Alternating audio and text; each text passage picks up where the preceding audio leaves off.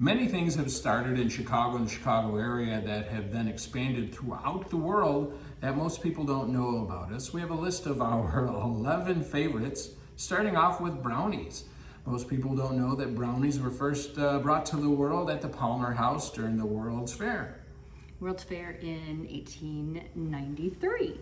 So one of my personal favorites that is native of Chicago is candy. Tons and tons of candy bars have been created and mass produced in Chicago. Some of those would be the Tootsie Roll, Baby Ruth, Three Musketeers, some have even said Snickers bars, Milky Ways, all kinds of different things. And one of my personal favorites is indicative of Marshall Fields, which I still miss, the Frango Mints. And then also, Cracker Jacks was first introduced to the world in Chicago. And then, of course, let's not forget Wrigley Gum. Wrigley Gum, really from Chicago. And we have a building named the Wrigley Building as well. And you had M&M Mars Factory here, as well as the Ferrara Pan Candy Company. And the list goes on and on and on over the years. So I guess we are a very sweet city. There we go. Good way to put it. And then you can't forget about mentioning Chicago when you mention pizza, let alone pizza, all different kinds, but deep dish Chicago is known for, as well as their world famous Italian beef. Absolutely. In research, some things that we found out were also native to the Chicago area, maybe about an hour southwest of Chicago, is Dairy Queen.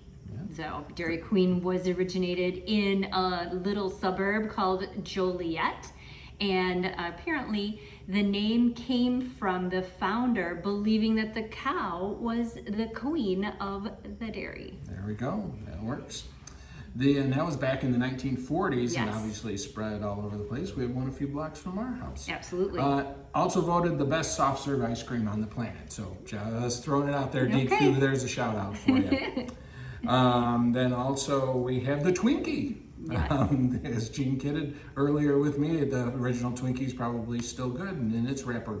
And was originated in 1930. So 96 years later, we might still be able to eat that Twinkie. And that was in River Forest, Illinois. Yes. And if you have visited any of Chicago's area zoos or museums with children, or even some that have sentimental memories of your childhood, of getting those little wax molds outside of all of the major attractions, especially at Brookfield Zoo. You could get a dolphin or a gorilla or a giraffe, commonly known as Mold-O-Rama, was also originated and invented in the Chicago area. And some of the original machines are still in play. And they're bringing some back and adding some new ones at Brookfield Zoo this year. Got to keep everything fresh with those Mold-O-Ramas. There we go. And then you have toys going along with the kids line. Tinker toys were invented here. We're not sure who invented it as we were doing our research. Yes. We also know Lincoln Logs were originally invented by the #1 architect coming out of maybe the world, but Chicago area at least, Frank Lloyd Wright. His son invented the Lincoln Logs. Absolutely. Moving over to entertainment, if anyone has been on a Ferris wheel that was introduced to the world at the Columbian Exposition in Chicago in 1893. So we are grateful for that. One of our grandchildren's favorites, the Ferris wheel. Absolutely. And then as we talk about going up in the air, the skyscraper was originated in Chicago.